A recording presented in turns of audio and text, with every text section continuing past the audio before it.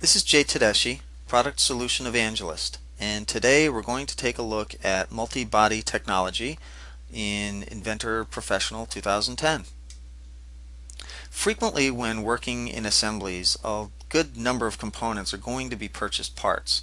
Now typically what happens is someone goes and grabs a catalog either electronically or printed and then creates the components which are purchased. Now the problem with that approach is, as you can see here with this caster wheel we have, is that we have a single part which represents what is in actuality an assembly.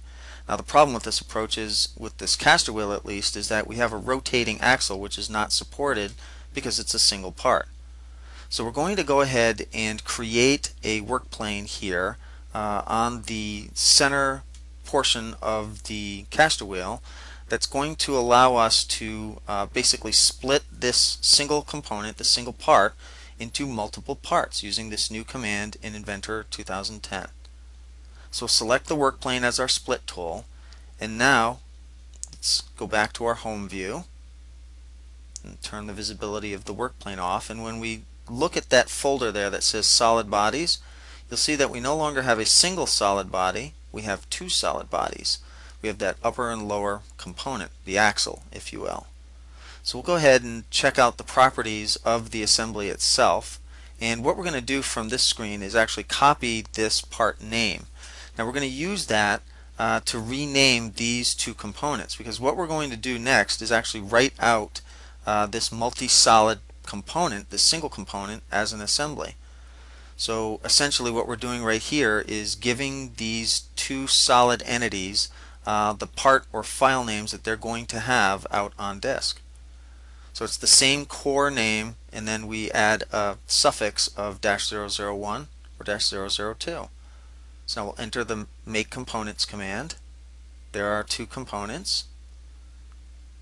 There's the target directory with all the rest of the caster wheel components. Now we'll go and modify our assembly. We're going to make this a -001 document, same document name, but -001 assembly. Now we can essentially change the templates if we needed to. In this case there are metric templates, so we're all set with that. So the only thing left to do is hit OK and create our assembly. So let's go ahead and change over to a new view and make that our home view.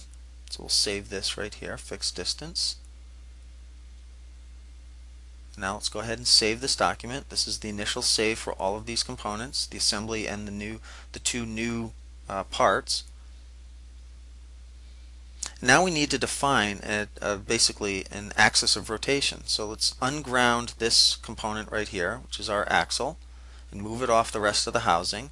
And we'll use an insert constraint right here from this cylindrical edge to that cylindrical edge, and we're done. Now we'll check this out. It rotates. Let's undo it back to its nominal position.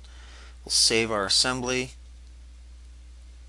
And now let's exit out of the new assembly. We'll go back to the overall assembly for the caster wheel, and all that's left to do is now replace this multi-body single component with the actual assembly that we just created, which is sitting in our caster wheel directory. And there's the file right there, -001. We'll hit open. We hit OK, and oh, what's this? It won't rotate. What's wrong? We need to make it flexible, so let's turn on flexibility. It now rotates. Perfect. Undo, back to nominal position, save, and we're done.